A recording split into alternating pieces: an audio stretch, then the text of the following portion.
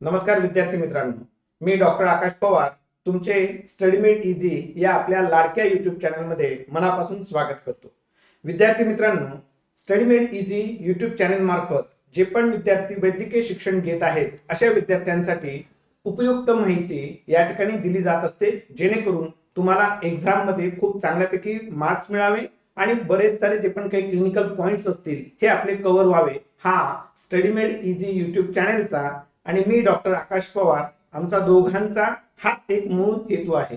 जे पण व्ह्युअर्स या ठिकाणी हा व्हिडिओ पाहत असतील तर अशा त्या व्ह्युअर्सला माझी नम्र विनंती असेल, तर लाडक्या माता भगिनी बंधूंनो, स्टडीमेट इझी युट्यूब चॅनल मध्ये मी डॉक्टर आकाश पवार जी पण काही माहिती देतो ही माहिती फक्त आणि फक्त या ठिकाणी वैद्यकीय शिक्षण घेत असलेल्या विद्यार्थ्यांना त्यांच्या परीक्षेत चांगल्यापैकी मदत व्हावी हाच याच्या मागचा मूळ हेतू आणि शुद्ध उद्देश आहे.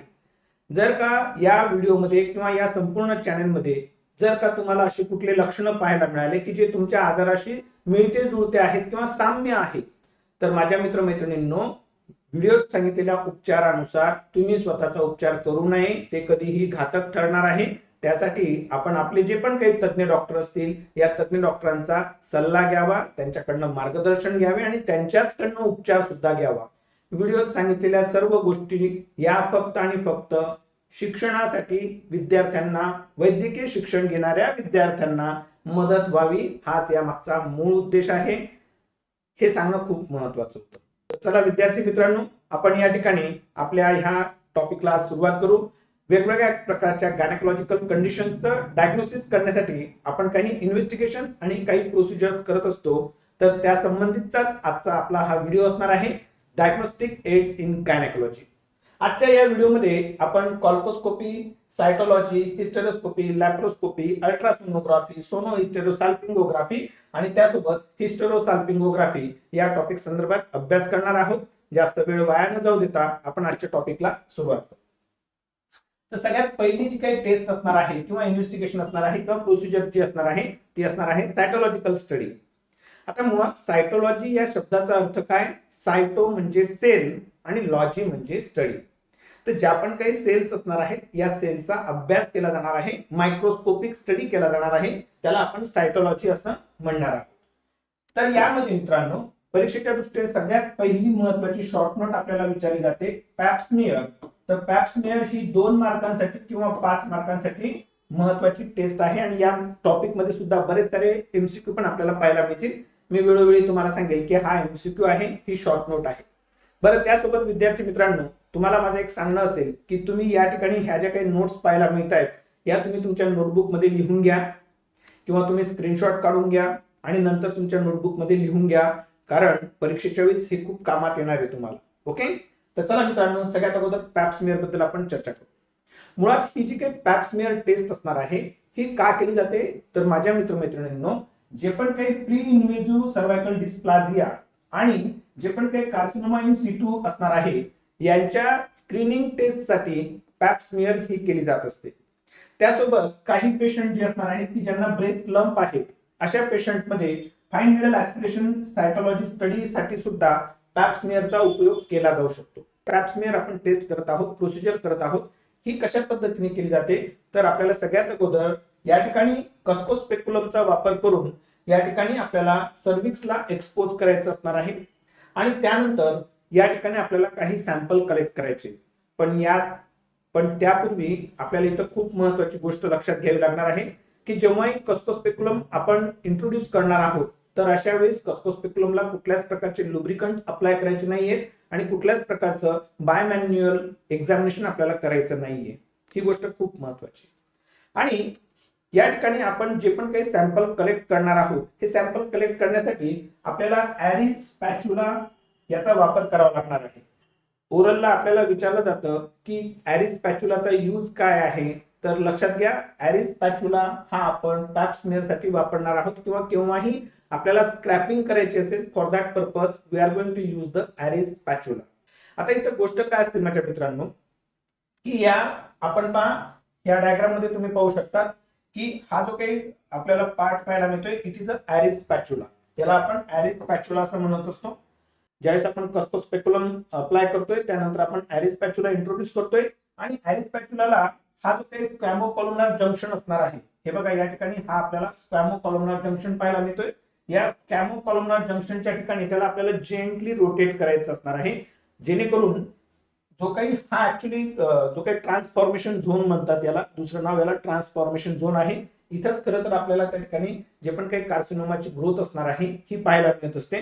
आणि त्या ठिकाणाहून सॅम्पल कलेक्ट केले गेले पाहिजेत या दृष्टिकोनातून ॲरिस स्पॅच्युलाचा त्या ठिकाणी आपण स्क्रिपिंग करणार आहोत. थोडंसं आपण त्या ठिकाणी जेंटली त्याला मूव्ह करणार आहोत. आणि या स्पॅच्युलाच्या सरफेसवर ज्यावेळेस आपल्याला हे जे काही इथले सॅम्पल असणार आहेत हे कलेक्ट होत असतं, तर हे सॅम्पल आपण त्या ठिकाणी एका क्लीन स्लाइडवर त्याला त्या ठिकाणी अप्लाय करणार आहोत जेंटली. आणि जेंटली अप्लाय केल्यानंतर ही जी काही स्लाइड असणार आहे हिला आपण फिक्स करणार आहोत 95% अल्कोहोल फिक्सेटिव्ह मध्ये. आणि नियर अबाउट 30 मिनिट्स करता आपण ही जी काही स्लाइड असणार आहे या फिक्सेटिव्ह मध्ये ऍज इट इज राहू देणार आहोत. त्यानंतर ही स्लाइड काढली जाईल, तिला ड्राय केलं जाईल आणि ड्राय केल्यानंतर या जी काही स्लाइड आपली तयार झालेली आहे यामध्ये आपण स्टेनिंग करणार आहोत बाय द पॅपानिकुलाउ स्टेन. तर हा पॅपानिकुलाउ स्टेन हा जो काही शब्द आहे हा आपल्याला परीक्षेत एमसीक्यू विचारला जातो की which of the following stain is going to be used to perform the Pap smear. तर लक्षात असू द्या पॅपानिकुलाउ स्टेन लक्षात ठेवायचं, किंवा तुम्ही असंही लक्षात ठेवू शकता पॅप स्मिअर. हे जे काही नाव पडलेलं आहे PAP पॅप, तर ते या स्टेन जो वापरला जातोय त्याच्यावरूनच ह्या पॅप स्मिअरचं नाव पडलेलं आहे. मग आपण एमसीक्यू साठी जेव्हाही पॅप स्मिअरचा हा शब्द विचारला गेला तर आपण पॅप या शब्दावरून पॅपानिकुलाउ हा शब्द लक्षात ठेवायचा आहे. ठीक आहे. आणि ज्यावेळेस या ठिकाणी पॅपानिकुलाउ स्टेन द्वारा या स्लाइडला स्टेनिंग केलं जाणार आहे, त्यानंतर तिला लाईट मायक्रोस्कोपच्या खाली एक्झामाइन केलं जाणार आहे की सेल पॅटर्न कशा प्रकारचा आहे याचा अभ्यास या ठिकाणी होणार आहे. लक्षात असू द्या, परत एकदा सांगतो पॅपानिकुलाउ स्टेन हा एमसीक्यू येतो, त्यामुळे ते आपण लक्षात ठेवायचे. ओके. बरं, याचे फायदे काय होतो? स्क्रीनिंग टेस्ट आपण करतोय, पॅप स्मिअर आपण करतोय, तर त्याचा बेनिफिट काय असणार आहे? तर पहा, ही अतिशय महत्वाची टेस्ट आहे. प्रत्येक स्त्रीमध्ये ही टेस्ट केलीच गेली पाहिजे. कारण काय ना ते आपण समजून घेऊ. मुळात त्याचा उद्देश काय, what are the objective of this Pap smear? तर ही स्क्रीनिंग टेस्ट असणार आहे आणि या स्क्रीनिंग टेस्टमुळे जे पण काही सर्वायकल कार्सिनोमाचे इन्सिडेंट्स असणार आहेत आणि त्यासोबत त्यामुळे होणारी जी काही मॉर्टॅलिटी असणार आहे, मॉर्टॅलिटी म्हणजे मृत्यू, तर त्या मृत्यूचा दर पण कमी झाला पाहिजे. मुळात दर कसा कमी होईल, मॉर्टॅलिटी रेट कसा कमी होईल कॅन्सरमुळे? जर का त्याचं लवकर डायग्नोसिस झालं तर लवकर उपचार होईल. म्हणजे जे काही फर्स्ट सेकंड स्टेज असणार आहे तेव्हाच जर का डायग्नोसिस झालं किंवा त्याही अगोदर जर का डायग्नोसिस झालं, ज्याला आपण कार्सिनोमा इन सितू म्हणत असतो, या अशा कंडिशन मध्ये जरी डायग्नोसिस झालं तरी मग आपल्याला डायग्नोसिस नंतर उपचार करणं खूप सोपं असतं. या दृष्टिकोनातून पॅप स्मिअर ही कंडक्ट केली जाते आणि म्हणून ही स्क्रीनिंग टेस्ट असणार आहे, जेणेकरून लवकरात लवकर डायग्नोसिस व्हावं, लवकरात लवकर उपचार व्हावा. कारण गोष्ट अशी आहे मित्रांनो की पॅप स्मिअरमुळे नियर अबाउट जो पण काही इन्सिडेंट्स असणार आहे, हे बघा लक्षात घ्या, कार्सिनोमा इन सितू आणि सीए सर्व्हिक्स याच्यात फरक आहे. ज्यावेळेस आपण सीए सर्व्हिसचा अभ्यास करू त्यावेळेस मी तुम्हाला ही गोष्ट डिटेलमध्ये समजून सांगणार आहे, ही कन्सेप्ट समजून सांगणार आहे. परंतु तुर्तास इतकं लक्षात घ्या, कार्सिनोमा इन सितू अँड सीए सर्व्हिक्स याच्यात थोडासा म्हणण्यापेक्षा भरपूर बदल आहे, भरपूर फरक आहे. आणि जर का आपण पेशंट आपलं कार्सिनोमा इन सितू मध्ये असताना जर का स्क्रीनिंग करून त्याचं डायग्नोसिस झालं तर उपचार खूप सुंदर आहे. ठीक आहे ना, आपण ते डिटेलमध्ये नंतर शिकू, आजचा आपला तो टॉपिक नाहीये. तर मग लक्षात घ्या की या ठिकाणी जे पण काही इन्सिडेंट्स असणार आहेत सीए सर्व्हिक्सचे, हे इन्सिडेंट नियर अबाउट 80% ने आपल्याला कमी करता येतात. कारण आपण अर्ली स्टेज जी असणार आहे, before the CA cervix, the stage which it is called as carcinoma in situ, त्या कंडिशन मध्ये तो ऍक्च्युअली सीए नसतो. त्या कंडिशन मध्ये आपण पेशंटचं डायग्नोसिस करतोय आणि तिथं जर का डायग्नोसिस झालं तर मग आपल्याला पुढच्या ज्या काही लँडिंग आपल्याला पेशंटची होताना पाहायला मिळते सीए सर्व्हिक्स मध्ये, ती आपल्याला अवॉइड करता येते, ती आपल्याला थांबवता येते. म्हणून मित्रांनो, जो पण काही सीए सर्व्हिसचा इन्सिडेंट असणार आहे तो 80%, खूप मोठा आकडा आहे हा, 80% खूप मोठा नंबर आहे हा. आणि जर का लवकरात लवकर त्यांचं डायग्नोसिस झालं, निदान झालं, तर माझ्या मित्रमैत्रिणींनो अशा आपल्या 70% माता भगिनी असतील की त्यांचा प्राण आपण वाचवू शकतो. म्हणून ही टेस्ट अत्यंत महत्वाची आहे. Isn't it? त्यानंतर ही जी काही आपण पॅप स्मिअर करणार आहोत याचा काही इंटरवल असणार आहे की आपण म्हणजे कुठल्या फिमेलमध्ये आपण पॅप स्मिअर केलं पाहिजे, कुठल्या फिमेलमध्ये नाही केलं पाहिजे, याच्यासाठी आपल्याला काही गाईडलाईन्स आहेत त्या आपण समजून घेऊ. म्हणून या ठिकाणी इंटरवल हा शब्द वापरला आहे. तर जी पण फिमेल 21 वर्ष वयोगटातली असणार आहे, the female who is 21 years old, तिच्या किंवा जी पण फिमेल सेक्स्युअली ऍक्टिव्ह झालेली असणार आहे त्यानंतर तिच्या 3 वर्षानंतर आपल्याला अशा सर्व फिमेल्स मध्ये पॅप स्मिअर ही करायची असणार आहे. इतकं लक्षात नका ठेवा, फक्त इतकं लक्षात ठेवा की 21व्या वर्षापासून पॅप स्मिअरची आपण टेस्ट म्हणा किंवा ही प्रोसिजर आपण करू शकतो, हे लक्षात ठेवा. ठीक आहे. आणि जे अप्पर एज लिमिट असेल की बाबा 21 वर्षापासून सुरुवात करतोय तर मग अप्पर एज लिमिट किती पाहिजे, तर ते कितीही असू शकणार आहे, अनलिमिटेड असेल. म्हणजे जर आपण म्हणून एखाद्या 70 इयर्स ओल्ड फिमेल मध्ये पॅप स्मिअर करायची का, तर हो करू शकता, जर वाटत असेल करू शकता. ठीक आहे. तर मग असं अप्पर एज लिमिट नाहीये, परंतु लोअर एज लिमिट आपण असं कन्सिडर करू की इट इज 21 इयर्स. सेंटेन्स आपण रीड करू. All sexually active woman should be screen starting from the age of 21 years or after 3 years of vaginal sex with no upper age limit. Upper age limit काहीच नाहीये. त्यानंतर screening should be yearly. म्हणजे समजा मी ती female आहे, माझं वय वर्ष 21 आहे, मी सेक्स्युअली ऍक्टिव्ह आहे, तर मग माझी 21व्या वर्षी त्या ठिकाणी स्क्रीनिंग टेस्ट केली गेली.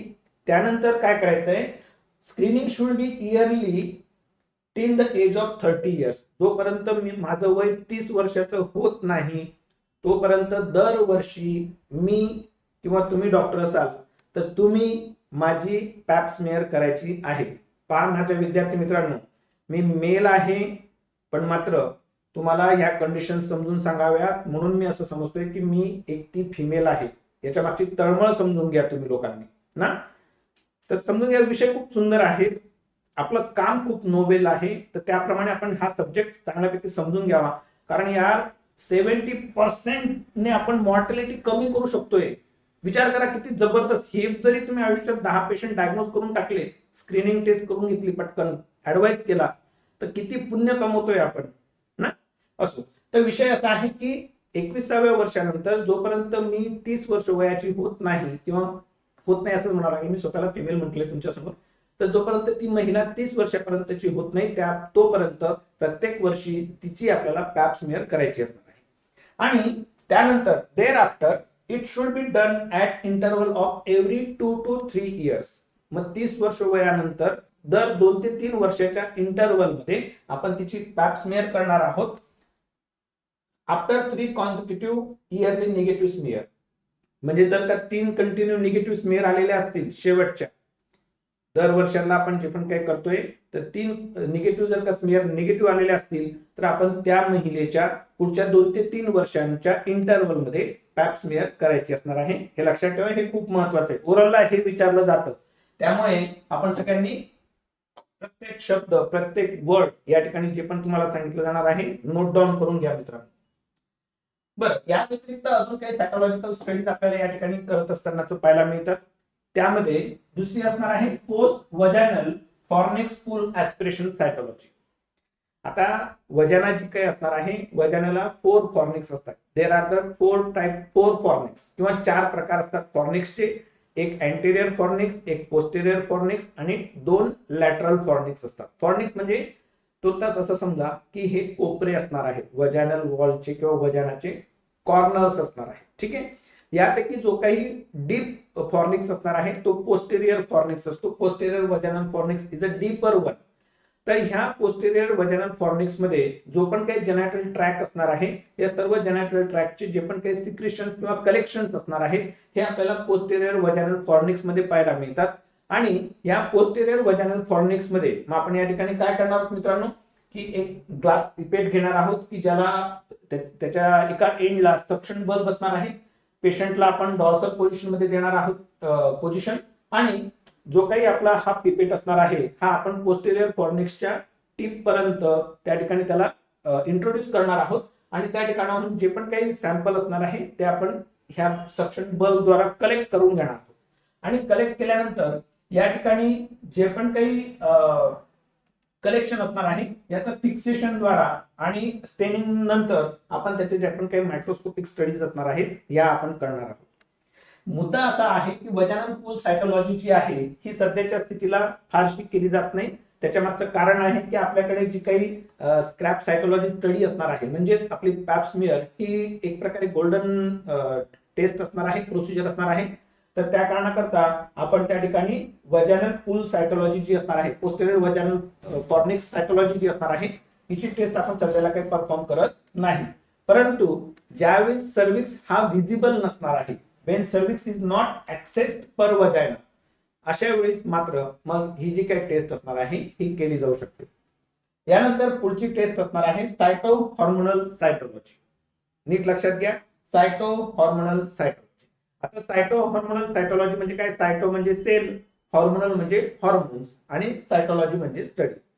तर ही मुळात कशा करता केली जाते की जो पण काही जेनेटल वॉल असणार आहे, खास करून वजानल वॉल असणार आहे, या ठिकाणचे जे पण काही सेल्स असणार आहेत यांचं कलेक्शन केलं जात असतं आणि यांची सायटोलॉजिकल स्टडी केली जात असते. का केली जाणार आहे? तर जे पण काही फिमेल सेक्स हॉर्मोन्स असणार आहेत, इस्ट्रोजन आणि प्रोजेस्ट्रॉन, या इस्ट्रोजन प्रोजेस्ट्रॉनचा आपल्याला या ठिकाणी वजानल वॉलवर खूप चांगल्या प्रकारे इफेक्ट प्रोड्यूस होत असताना पाहायला मिळत असतो. आणि ज्यावेळेस फिमेल ही इस्ट्रोजेनिक फेज मध्ये असेल किंवा ज्याला आपण म्हणू फॉलिक्युलर फेज मध्ये असेल, ठीक आहे ना, तर फॉलिक्युलर फेज मध्ये आपल्याला या इपिथेलियल सेल्सवर फक्त आणि फक्त इस्ट्रोजनचे इफेक्ट्स पाहायला मिळणार आहेत. आणि ज्यावेळेस ती ल्युटियल फेज मध्ये असणार आहे अशा वेळेस आपल्याला प्रोजेस्ट्रॉनचे इफेक्ट पाहायला मिळणार आहेत. मग नेमके हे हॉर्मोनल इफेक्ट्स आपल्याला पाहायला मिळत आहेत की नाही हे पाहण्यासाठी या ठिकाणी या पूर्वीच्या काळी या टेस्टचा वापर केला जायचा. पण मुळात आता विषय काय आहे ना की पूर्वी इतकं काही जे पण काही आपले सिरम मधले हॉर्मोन्स असणार आहेत यांच्या एस्टिमेशनच्या टेक्नॉलॉजी अवेलेबल नसतील कदाचित, तर त्या कारणाकरता ह्या सेल्सचा अभ्यास केला जायचा, स्टडी केला जायचा. परंतु आता सरळ सरळ आपण इस्ट्रोजनची, प्रोजेस्ट्रॉनची ब्लड मधली, सिरम मधली जी पण काही लेवल आहे ही आपण त्या ठिकाणी चेक करू शकतो. या दृष्टिकोनातून ही जी काही टेस्ट असणार आहे सायटो हॉर्मोनल सायटोलॉजी स्टडी, हिला सध्याला काही केलं जात नाही. ठीक आहे, परंतु थोडंसं वाचून घेऊ आपण. Vaginal epithelium is highly sensitive to oestrogen and progesterone. Oestrogen आणि प्रोजेस्ट्रॉनला हायली सेन्सिटिव्ह असणार आहे. मुळात सर्वच जेनेटल ट्रॅक हा हायली सेन्सिटिव्ह असतो. ही ज्यावेळेस टेस्ट करायची आहे तर 48 आवर्स बिफोर आपल्याला त्या ठिकाणी कुठल्याच प्रकारचा इंटरकोर्स नको झालेला असला पाहिजे. आणि जे पण काही हॉर्मोनल ड्रग्स त्या फिमेलला सुरू असणार आहेत हे सर्व हॉर्मोनल ड्रग्स आपल्याला त्या ठिकाणी थांबवायचे असणार आहेत, स्टॉप करायचे असणार आहेत. The sample is collected from the lateral wall of the upper third of the vagina. Upper 1/3 जे काय असणार आहे तिथून आपल्याला सॅम्पल कलेक्ट करायचे. Then it is stained and studied as told earlier. आणि याचा आपल्याला अभ्यास करायचा असणार आहे. ठीक आहे ना. ही टेस्ट कशा करता परफॉर्म केली जाते की इस्ट्रोजन आणि प्रोजेस्ट्रॉनचं आपल्या शरीरामध्ये, त्या फिमेलच्या शरीरामध्ये एका नॉर्मल लिमिटमध्ये कॉन्सन्ट्रेशन आहे की नाही हे इनडायरेक्टली आपण त्या ठिकाणी टेस्ट करणार आहोत. त्यासाठी पूर्वीच्या काळी ही टेस्ट केली जायची. परंतु सध्याला आपल्याकडे इस्ट्रोजन, प्रोजेस्ट्रॉनचे जे पण काही सिरम लेवल असणार आहे हे आपण चेक करू शकतो. त्यामुळे हे काही आता सध्याला केलं जात नाही, फार कमी प्रमाणात केलं जातं. यानंतर पुढची जी काही आपल्याला टेस्ट असणार आहे ही पण शॉर्ट नोट विचारली जाते, कॉल्पोस्कोपी. ठीक आहे ना. तर कॉल्पोस्कोपी आपल्याला परीक्षेत एक शॉर्ट नोट विचारली जाणार आहे. तर कॉल्पोस्कोपी काय असणार आहे मित्रांनो? It is a diagnostic procedure by which vaginal cervix is visualised through the optical instrument. Optical instrument म्हणजे काय? एक प्रकारची दुर्बीण समजा. ठीक आहे ना. तर यामध्ये दोन प्रकार आपल्याला पाहायला मिळतात. एक असणार आहे कॉल्पोस्कोप आणि दुसरा असणार आहे कॉल्पो मायक्रोस्कोप. मॅग्निफिकेशन केलं जाणार आहे जो पण काही वजानल सर्व्हिक्स असणार आहे. वजानल सर्व्हिक्स म्हणजे काय? ज्याला आपण एक्टो सर्व्हिक्स असं म्हणत असतो त्याला आपण म्हणू वजानल सर्व्हिक्स. ठीक आहे. तर कॉल्पोस्कोपचा वापर जर का केला गेला तर हा काय लो पॉवर बायनाक्युलर आहे. काय हा? बायनाक्युलर आहे, दुर्बीण आहे. आपण ती दुर्बीण पाहतो ना लांबच्या गोष्टी पाहण्यासाठीच्या, तर बायनाक्युलर आहे पण म्हणतो लो पॉवर आहे. आणि याच्या मदतीद्वारा जे पण काही इमेजेस असणार आहेत या आपण 10 to 40 टाइम्स आपण त्याला मॅग्निफाय करू शकतो. आणि जर का कॉल्पो मायक्रोस्कोप वापरला गेला तर मग ह्यात जे आपण काही वजानल सर्व्हिक्स असणार आहे हा आपण 100 to 300 टाइम्स त्याला आपण मॅग्निफाय करू शकतो. मग यासाठी प्रोसिजर काय असणार आहे तर मग patient is placed in lithotomy position.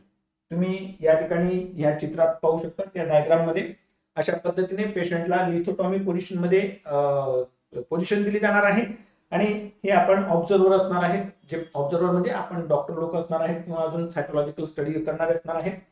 तर हा अशा प्रकारचा आपल्याला त्या ठिकाणी कॉल्पोस्कोप पाहायला मिळतोय. मॅग्निफाय करणार आहे तो इमेजेसला. तर patient is placed in lithotomy position where the cervix is visualised by the Cusco speculum. Cusco speculum द्वारा सर्व्हिक्सला व्हिज्युअलाइज केलं जाणार आहे. त्यानंतर cervical and vaginal examination is done by using lower power magnification. म्हणजे हा जो काही कॉल्पोस्कोप आहे याचा वापर करून आपण त्या ठिकाणी सर्व्हिक्स आणि वजानल एक्झामिनेशन आपण करणार आहोत. Then cervix is clean of any mucus discharge with swab and normal saline. तर सर्व्हिक्सच्या ठिकाणी त्या ठिकाणी जर का कुठल्या प्रकारचे डिस्चार्जेस असतील तर ते आपल्याला नॉर्मल सलाईनने स्वॅबने क्लीन करायचं असणार आहे. and examination is done with high magnification. ठीक आहे. आता या कॉल्पोस्कोपिक फाइंडिंग मध्ये आपल्याला काय काय फाइंडिंग्स पाहायला मिळू शकतात, काय काय आपल्याला त्या ठिकाणी व्हिज्युअलाइज होऊ शकतं, त्याबाबत आपण या ठिकाणी समजून घेऊ. सर्वप्रथम नॉर्मल फाइंडिंग्स काय असणार आहेत त्या आपण लक्षात घेऊया. तर जो पण काही या ठिकाणी आपल्याला स्क्वॅमस इपिथेलियल सेल जे असणार आहेत या नॉर्मल पिंक कलर मध्ये आपल्याला पाहायला मिळणार. ठीक आहे. आणि ज्या पण काही कोलोनर इपिथेलियल सेल्स असणार आहेत ह्या ग्रेप लाईक पॅटर्न मध्ये आपल्याला पाहायला मिळतील. आणि त्यासोबत जो पण काही ट्रान्सफॉर्मेशन झोन असणार आहे विथ ग्लँड हा आपल्याला प्रॉपरली नीट अँड क्लीन व्यवस्थित पाहायला मिळतो. आपण तो ऑब्झर्व सुद्धा करू शकतो. आता लक्षात घ्या या ठिकाणी आपल्याला दोन प्रकारच्या सेल्स पाहायला मिळतात. एक स्क्वॅमस इपिथेलियल सेल, दुसरा कोलोनर इपिथेलियल सेल. आणि ट्रान्सफॉर्मेशन झोन हा पण एक वर्ड आपल्याला या ठिकाणी येताना पाहायला मिळाला. त्याबद्दल मी तुम्हाला थोडक्यात समजून सांगण्याचा प्रयत्न करतो. नीट लक्ष द्या. समजून घ्या. एक मिनिट तुम्हाला दुसरी डायग्राम करून दाखवतो किंवा इथे कुठली डायग्राम असेल ना एक्सप्लेन करण्याचा प्रयत्न करतो. चल ह्याच डायग्राम वरून मी तुम्हाला समजून सांगायचा नीट लक्ष द्या. हे पहा मित्रांनो, ही वजायनल वॉल आहे. ओके. आणि इथून आपल्याला सर्वायकल वॉल पाहायला मिळते, इनर साइड. ओके. तर जसं तुम्हाला या ठिकाणी दाखवतोय की एक ब्ल्यू कलर आहे, नंतर एक रेड कलर आपल्याला पाहायला मिळतोय. तर याच्यात काय झाला, बदल झाला, कलर मध्ये बदल झाला. तसंच सेलच्या पॅटर्न मध्ये, टाइप मध्ये सुद्धा आपल्याला चेंजेस होताना पाहायला मिळतात. ज्या पण काही वजायनल सेल्स असणार आहेत, इपिथेलियल सेल्स असणार आहेत, they are the squamous epithelial cell. कुठल्या असणार आहेत त्या? Squamous epithelial cell. आणि सर्वायकल सेल्स ज्या काही असणार आहेत त्या असणार आहे कोलुमनार इपिथेलियल सेल. ठीक आहे. तर आपल्याला ही गोष्ट लक्षात ठेवायची की vaginal cells are the squamous epithelial cells while the cervical cells epithelial cells are the columnar epithelial cells. कसं लक्षात ठेवायचं? बऱ्याच वेळा कन्फ्युजन होतं विद्यार्थ्यांचं. तुमच्यासारखा ज्यावेळेस मी विद्यार्थी होतो तर माझं सुद्धा कन्फ्युजन व्हायचं. मी कसं लक्षात ठेवलं? एकदम सोप्या पद्धतीने. सर्व्हिक्सचा सी लक्षात ठेवायचा आणि कोलुमनार सेलचा सी लक्षात ठेवायचा. सर्व्हिक्सचा सी लक्षात ठेवा, कोलुमनार सेलचा सी लक्षात ठेवा. आणि राहिली गोष्ट स्क्वॅमस, मग ह्या वजायनल इपिथेलियल सेल्स या स्क्वॅमस इपिथेलियल सेल्स असणार आहे. मग आता ज्यावेळेस त्या फिमेलच्या नॉर्मल स्टडीज ज्यावेळेस आपण पाहत आहोत तर आपल्याला या ठिकाणी या जे काही स्क्वॅमस इपिथेलियल सेल्स असणार आहेत यांचा पॅटर्न आणि जो पण काही आपल्याला या ठिकाणी कोलुमनार इपिथेलियल सेल असणार आहे यांचा पॅटर्न कसा असणार आहे हे आपल्याला या ठिकाणी सांगण्यात आलं आहे. ज्या पण काही स्क्वॅमस इपिथेलियल सेल्स असतील त्या नॉर्मल पिंक कलर मध्ये पाहायला मिळतील आणि कोलुमनार इपिथेलियल सेल्स या ग्रेप लाईक पॅटर्न्स मध्ये पाहायला मिळणार आहेत. आणि त्यासोबत हा जो काही बदल आपल्याला होताना पाहायला मिळतोय म्हणजे स्क्वॅमस इपिथेलियल सेल्स पासून कोलुमनार इपिथेलियल सेल मध्ये जो पण काही चेंज होताना पाहायला मिळतोय या लेअरचा, या पॅटर्नचा, त्याला आपण म्हणणार आहोत ट्रान्सफॉर्मेशन झोन. त्याला आपण काय म्हणू मुलांना? त्याला आपण म्हणणार आहोत ट्रान्सफॉर्मेशन झोन. ओके. हे झालं नॉर्मल स्टडी. परंतु जर का या ठिकाणी काही ॲबनॉर्मल पॅथॉलॉजिकल कंडिशन्स असतील तर मग आपल्याला या ठिकाणी ॲबनॉर्मल फाइंडिंग्स पाहायला मिळतील कोल्पोस्कोपी करत असताना. मग त्यामध्ये अटिपिकल ट्रान्सफॉर्मेशन झोन, हा जो काही ट्रान्सफॉर्मेशन झोन होता म्हणजे स्क्वॅमस सेलचा कोलुमनार सेल मध्ये जिथं बदल होतोय तो जो काही ट्रान्सफॉर्मेशन झोन असणार आहे या ठिकाणी आपल्याला काही वेगवेगळे पॅटर्न्स पाहायला मिळू शकतात. एक मोसॅक पॅटर्न पाहायला मिळू शकतो आणि पंक्च्युएशन्स आपल्याला पाहायला मिळू शकतात. हे पहा, हा मोसॅक पॅटर्न असणार आहे. हा मोसॅक पॅटर्न म्हणजे काय तुम्हाला सांगू दुसऱ्या भाषेत. आपण बघा छतावर उन्हाळ्याच्या दिवसात बघा तुम्ही घर तापलं नको पाहिजे, घरातलं टेम्परेचर वाढलं नको पाहिजे म्हणून आपण आपल्या टेरेसला छतावर त्या ठिकाणी चायना मोझॅक करत असतो. आलं लक्षात तुम्हाला? तर तो त्या छोट्या छोट्या स्टाईलचे तुकडे त्या ठिकाणी सिमेंटने लावले जात असतात. तो पॅटर्न कसा दिसतो बघा, हा अशाच प्रकारचा दिसतो. म्हणून त्याला मोझॅक पॅटर्न आपल्याला म्हणायचे. आणि दुसरा जो असणार आहे ह्याचा पंक्च्युएशन, असे लाल लाल बारीक बारीक बारीक बारीक ठिपके ठिपके आपल्याला पाहायला मिळतील, त्याला आपल्याला म्हणायचं पंक्च्युएशन. त्यासोबत अटिपिकल वेसल्स, इन्फ्लेमेटरी चेंजेस सुद्धा आपल्याला या ट्रान्सफॉर्मेशन झोन मध्ये पाहायला मिळू शकतात due to the infection, trichomonas infection. त्यासोबत काही ठिकाणी आपल्याला जे आपण काही सस्पेक्टेड फ्रँक इन्व्हेसिव्ह कॅन्सर जे असणार आहे ते पण आपल्याला पाहायला मिळू शकतात. आणि अनसॅटिस्फॅक्टरी आपण केव्हा म्हणू की entire transformation zone is not seen, त्यावेळेस आपण त्याला म्हणू की अनसॅटिस्फॅक्टरी स्टडी आहे. आणि अदर फाइंडिंग सुद्धा आपल्याला या ठिकाणी पाहायला मिळू शकतात. काही ठिकाणी एक्टोपी किंवा पॅपिलोमा आर ऑफ इम्पॉर्टन्स, तर ते पण आपल्याला या ठिकाणी पाहायला मिळू शकतात. ओके, यानंतर पुढची जी काही स्टडी असणार आहे त्या संदर्भात आपल्याला चर्चा करायची आहे, एंडोमेट्रियल सॅम्पलिंग.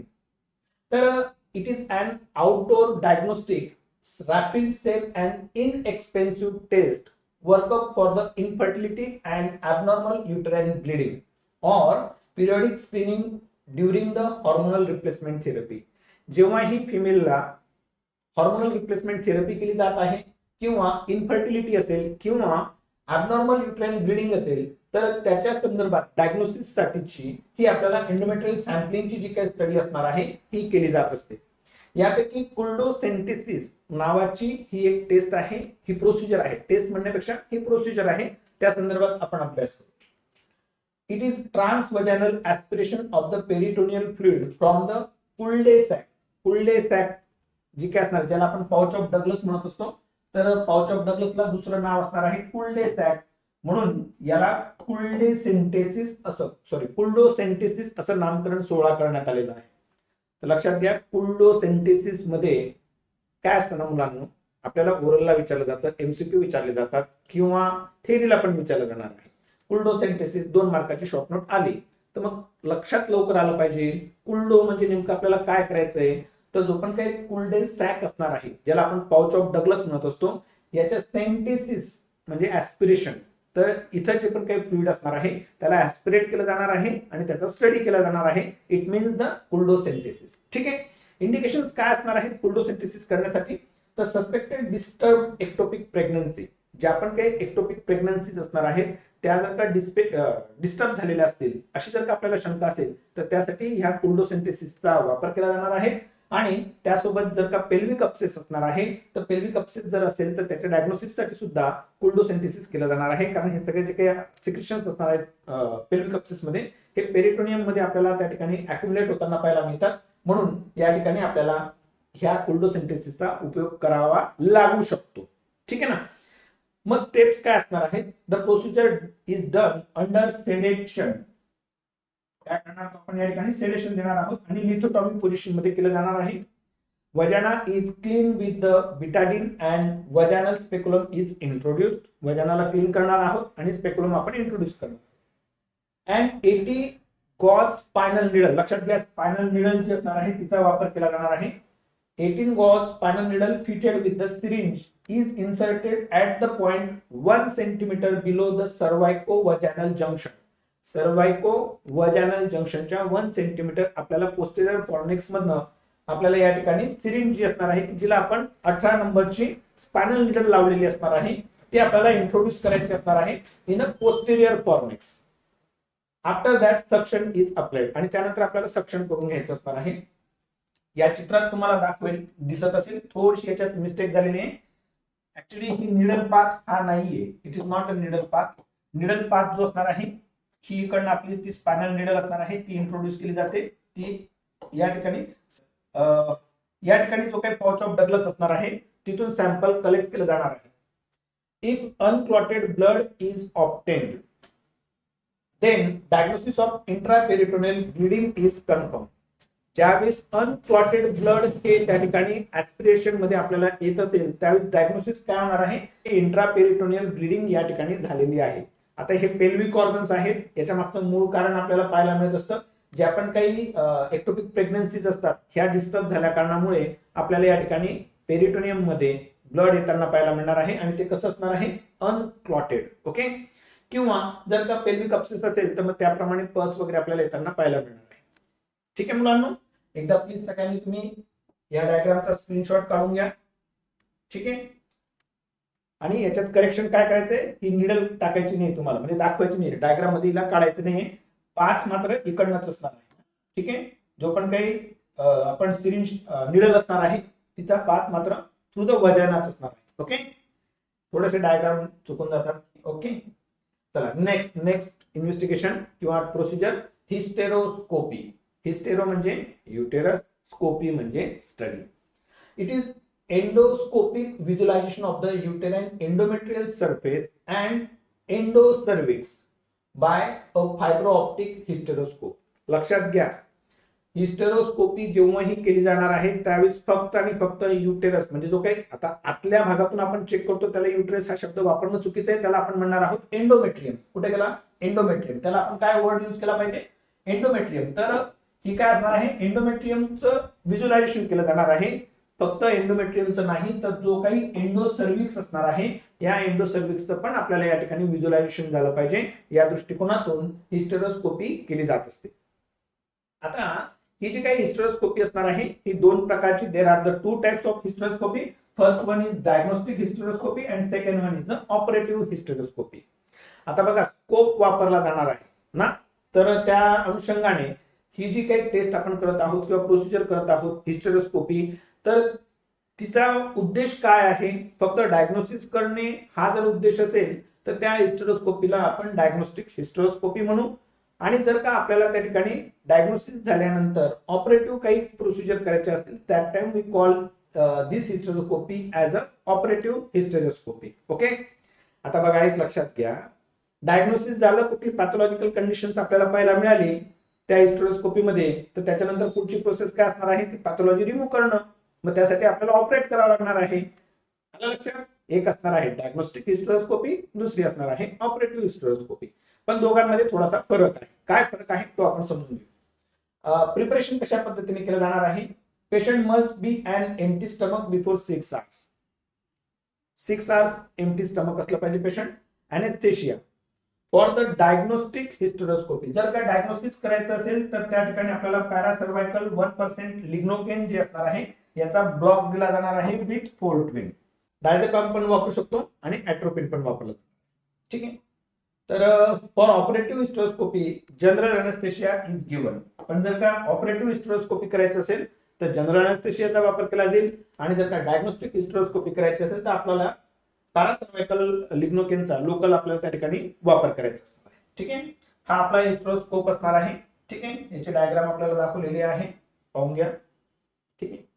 चला पुढे बघू आपण आता डायग्नोस्टिक हिस्टेरोस्कोपी ही कशा पद्धतीने केली जाणार आहे.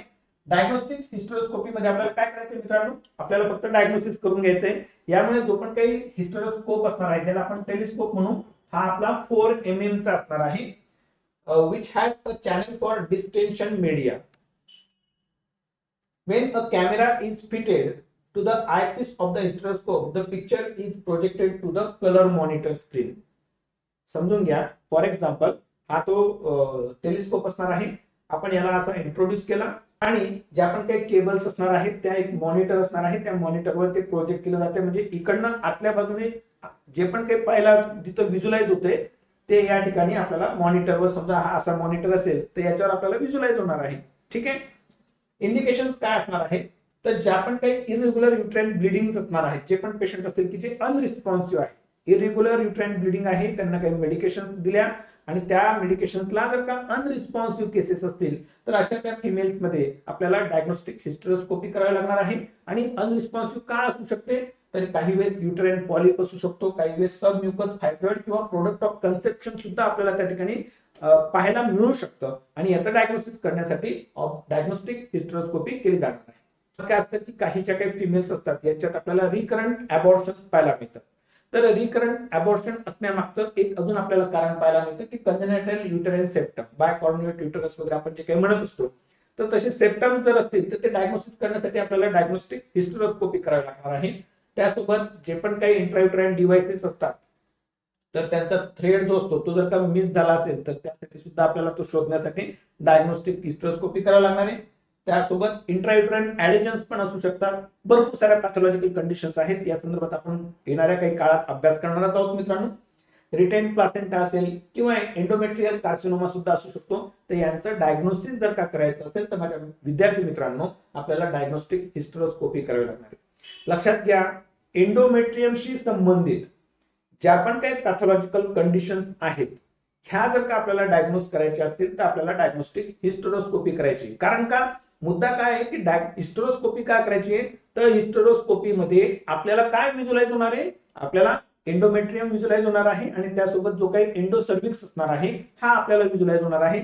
सरळ सरळ आपल्याला त्या ठिकाणी पाहायला मिळणार आहे की नेमकं आतमध्ये काय आहे, म्हणून डायग्नोस्टिक हिस्टेरोस्कोपी केली जाणार आहे. ओके, टेक्निक काय असणार आहे, तर आपल्याला फिमेलला त्या ठिकाणी लिथोटॉमी पोझिशन द्यायची असणार आहे अंडर लोकल अॅनेस्थेशिया. जसं तुम्हाला थोड्या वेळापूर्वी सांगितलं, पॅरासर्वायकल 1% लिग्नोकेनचा वापर केला जाणार आहे आणि वजानल एक्झामिनेशन त्या ठिकाणी होणार आहे. Cervical canal is dilated by the 4 mm Hegar dilator. The hysteroscope is advanced towards the fundus and visualized on the monitor. Hysteroscope आपण त्या ठिकाणी इंट्रोड्यूस करणार आहोत. हा आयपीस असणार आहे आणि मॉनिटरवर आपल्याला त्याला पाहायचं असणार आहे. तर बेस्ट टाइम कुठला असणार आहे हिस्टेरोस्कोपी करण्यासाठी, डायग्नोस्टिक हिस्टेरोस्कोपी, तर post menstrual period. Post menstrual मग कुठल्या फेज मध्ये होणार आहे हे, तर हे फॉलिक्युलर फेज मध्ये आपल्याला हिस्टेरोस्कोपी करायची असणार आहे, डायग्नोस्टिक हिस्टेरोस्कोपी. आलं लक्षात मित्रांनो? व्हिडिओ आवडत असतील तर लाईक करा. ठीक आहे, पुढची जी काही हिस्टेरोस्कोपी असणार आहे ही ऑपरेटिव्ह हिस्टेरोस्कोपी आहे. आता पहा, आपण ज्या पण काही कंडिशन आपण पाहिल्या की डायग्नोसिस कुठल्या कुठल्या कंडिशन मध्ये करतोय, आपण डायग्नोस्टिक हिस्टेरोस्कोपीच्या इंडिकेशन पाहिल्या, त्या जर का त्या ठिकाणी आपल्याला पाहायला मिळाल्या, डायग्नोसिस झालं, तर मग आपल्याला त्याचं ऑपरेट करणं महत्वाचं आहे आणि त्यासाठी आपल्याला करावं लागतं ऑपरेटिव्ह हिस्टेरोस्कोपी. दुर्बिणीद्वारे ऑपरेशन केलं आपण काही वेळेस ऐकतो ना, तर तो प्रकार हा असणार आहे. अँड ऑपरेटिव्ह हिस्टेरोस्कोप इज, या ठिकाणी तो किती mm चा आहे, 8 mm चा आहे आणि तिकडं जो काही डायग्नोस्टिक हिस्टेरोस्कोप होता किंवा टेलिस्कोप होता तो 4 mm चा होता. हा आपल्याला 8 mm चा पाहायला मिळतो.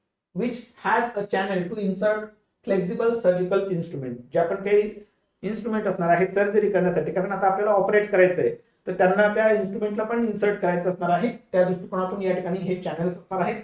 तर इंडिकेशन्स काय काय असतील ऑपरेटिव्ह हिस्टेरोस्कोपीच्या, transcervical resection of endometrium, removal of fibroid polyp और septa, sterilisation by the cornual cautery. जे पण काही कॉर्नियो असणार आहेत त्यांचं स्टरलायझेशन, त्यांची कॉटरी केली जाणार आहे आणि त्याद्वारे स्टरलायझेशन केलं जाणार आहे.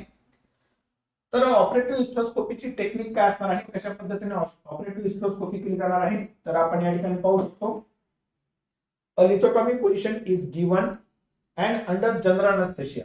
तर ही जी काही ऑपरेटिव्ह हिस्टेरोस्कोपी असणार आहे ही जनरल अनेस्थेशियाच्या अंडर केली जाणार आहे. डायग्नोस्टिक हिस्टेरोस्कोपी आपण लोकल वापर केलेला आहे, लोकल अनेस्थेशियाचा वापर केलेला आहे. The cervix is dilated. Hysteroscope with sheet and 2 channel is passed into the uterine cavity. तर जे पण काही टेलिस्कोप असणार आहे आणि त्यासोबत 2 चॅनल्स असणार आहेत ते आपल्याला इंट्रोड्यूस करायचे असणार आहेत. Through 1 channel instruments and a wire loop, a laser fibre beam are passed. एका चॅनल मधनं या सगळ्या ज्या काही गोष्टी असतील, इन्स्ट्रुमेंट्स, वायर लूप आणि लेझर फायबर, हे इंट्रोड्यूस केले जातील.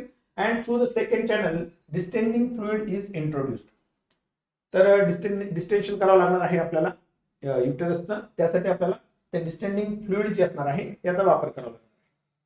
कॉम्प्लिकेशन्स आपल्याला याच्यात पाहायला मिळू शकतात ऑपरेटिव्ह हिस्टेरोस्कोपीचे. ऑपरेटिव्ह कॉम्प्लिकेशन्स काय असू शकतात, म्हणजे ज्यावेळेस ऑपरेशन सुरू आहे त्यावेळेस काय होऊ शकतं, फ्लुइड ओव्हरलोड होऊ शकतं, पल्मनरी इडिमा असू शकतो पेशंटला, सेरेब्रल इडिमा बसू शकतो, हायपोनॅट्रिमिया, एम्बोलिझम किंवा युटेराइन परफोरेशन सुद्धा होताना पाहायला मिळू शकतं. These are the very operative complications. आणि लेट कॉम्प्लिकेशन्स मध्ये आपल्याला या ठिकाणी ॲबनॉर्मल युट्राइन ब्लीडिंग होताना पाहायला मिळू शकते, haematometra and pyometra and pregnancy may occur. तर अशा प्रकारच्या ह्या लेटर कॉम्प्लिकेशन्स आपल्याला पाहायला मिळू शकतात. शॉर्ट नोट विचारल्या जातात त्यामुळे व्यवस्थित लिहून घ्या माझ्या विद्यार्थी मित्रांनो. त्यानंतर असणार आहे पुढची इन्व्हेस्टिगेशन लॅप्रोस्कोपी. लॅप्रो म्हणजे काय, वॉल ऑफ ॲब्डोमेन, म्हणून हिचं नाव काय दिलं गेलं, लॅप्रोस्कोपी. म्हणजे ॲब्डोमिनल वॉल द्वारा आपल्याला पेल्विक ऑर्गन्स जर का आपल्याला या ठिकाणी व्हिज्युअलायझेशन करून घ्यायचं असेल तर त्यावेळेस आपण त्याला लॅप्रोस्कोपी म्हणणार. ऍक्च्युली फक्त पेल्विक ऑर्गनचंच व्हिज्युअलायझेशन करण्यासाठी लॅप्रोस्कोपीचा वापर केला जात नाही, इतर पण ज्या पण काही सर्जिकल प्रोसिजर्स असणार आहेत त्यासाठी सुद्धा लॅप्रोस्कोपी केली जाते. परंतु आपण गायनॅकचा अभ्यास करतोय म्हणून मी या ठिकाणी पेल्विक ऑर्गनचा या शब्दाचा वापर केला. Okay, it is endoscopic visualisation of the peritoneal cavity. Actually हा शब्द जास्त योग्य आहे, तर सगळ्यांनी प्लीज करेक्शन करून घ्या. It is a peritoneal cavity. जे आपण काही पेरिटोनियल कॅव्हिटी असणार आहे त्याचं जर का आपल्याला एंडोस्कोपिक व्हिज्युअलायझेशन करायचं असेल तर त्याला आपण लॅप्रोस्कोपी असं म्हणणार आहोत. Through a puncture of anterior abdominal wall after induction of pneumoperitoneum. Pneumo म्हणजे काय? एअर. तर पेरिटोनियम मध्ये एअर पास केली जाणार आहे. एअर म्हणजे कुठली ती आपण थोड्या वेळा समजून घेऊ. न्यूमो म्हणजे हवा, ठीक आहे. आणि न्यूमोपेरिटोनियम झाला की त्यानंतर आपल्याला व्हिज्युअलायझेशन करायचं असतं. So laparoscopy is a major procedure which is performed through a small incision, hence it is a invasive procedure. तर बघा आता लक्षात घ्या, आपण आतापर्यंत हिस्टेरोस्कोपी पाहिली, तर हिस्टेरोस्कोपी मध्ये आपण कुठल्याच प्रकारचं इन्सिजन घेतलेलं नाहीये म्हणून ती इन्व्हेजिव्ह प्रोसिजर नाहीये, परंतु laparoscopy is an invasive procedure. Indications काय काय असणार आहेत, तर परत आणखी लॅप्रोस्कोपी त्या ठिकाणी डायग्नोस्टिक पर्पज साठी सुद्धा केली जाणार आहे आणि ऑपरेटिव्ह पर्पज साठी सुद्धा केली जाणार आहे. डायग्नोस्टिक मध्ये आपण हिस्टेरोसाल्पिंगोग्राफी डायस टेस्टिंग केली जाणार आहे. आता ते पण आपण समजून घेणार आहोत हिस्टेरोसाल्पिंगोग्राफी. तर हिस्टेरोसाल्पिंगोग्राफीच्या टेस्ट मध्ये एक डाय इंजेक्ट केला जात असतो आणि तो पास झालेला आहे की नाही त्यासाठी लॅप्रोस्कोपी केली जाऊ शकते. एंडोमेट्रियोसिस असेल किंवा अनएक्सप्लेन इनफर्टिलिटी असणार आहे. बऱ्याच वेळा आपण इनफर्टिलिटीच्या मॅनेजमेंटमध्ये जे पण काही पेशंट असतात त्यांची लॅप्रोस्कोपी आपण त्या ठिकाणी बऱ्याच वेळा आपण रिपोर्ट पाहत असतो आपल्या डे टू डे क्लिनिकल प्रॅक्टिसमध्ये किंवा ओपीडीज मध्ये पण तुम्ही पाहाल. एक्टोपिक प्रेग्नन्सी असेल किंवा ट्युबो ओव्हॅरियन मास असेल किंवा युट्राइन परफोरेशन जर का झालेलं असेल तर त्याच्या डायग्नोसिससाठी लॅप्रोस्कोपीचा आपण वापर केला जाऊ शकतो. मॅनेजमेंटसाठी सुद्धा केला जातो. आणि ऑपरेटिव्ह मध्ये फिमेल स्टरलायझेशन, फिमेल स्टरलायझेशन जर का करायचं असेल तर लॅप्रोस्कोपीचा वापर केला जात असतो. त्यानंतर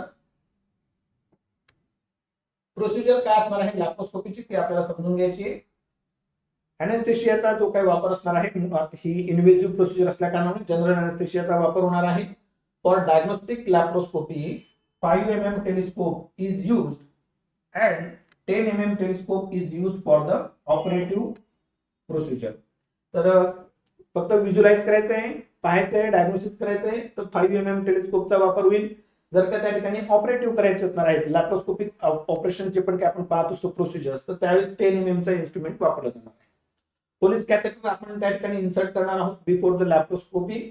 बायमॅन्युअल पेल्विक एक्झामिनेशन खूप महत्वाचं आहे, ते केलं जाणार आहे इन ऑर्डर टू जज the pathology which is inside there. त्यासोबत न्यूमोपेरिटोनियम केलं जाणार आहे. आता न्यूमोपेरिटोनियम म्हणजे काय ते आपल्याला समजून घ्यायचं आहे. ॲडेक्वेट न्यूमोपेरिटोनियम इज इम्पॉर्टंट. कशा करतात ते आपण समजून घेऊ, पहिले वाचून घेऊ, ऐकून घेऊ, मग आपण डिस्कशन करू. For that a small incision is made just below the umbilicus. हे पहा या ठिकाणी आपल्याला हे अम्बिलिकस पाहायला मिळणार आहे आणि हे इन्सिजन या ठिकाणी घेण्यात आलेले, ठीक आहे. तर अम्बिलिकसच्या खालच्या बाजूला एक छोटंसं इन्सिजन घेतलं जाणार आहे. अ वर्सेस निडल ही जी काय असणार आहे या चित्रात आपल्याला पाहायला मिळते, ही काय असणार आहे, it is a Veress needle is pushed through the incision towards the pelvis and gas tubing is connected to the needle. तर हा जो काही एंड असणार आहे या ठिकाणी या निडलच्या हा जो आउटर एंड असणार आहे या ठिकाणी गॅस ट्यूबिंग कनेक्ट केली जाणार आहे. And gas tubing is connected to the needle and carbon dioxide is slowly introduced into the peritoneal cavity for moderate abdominal distension.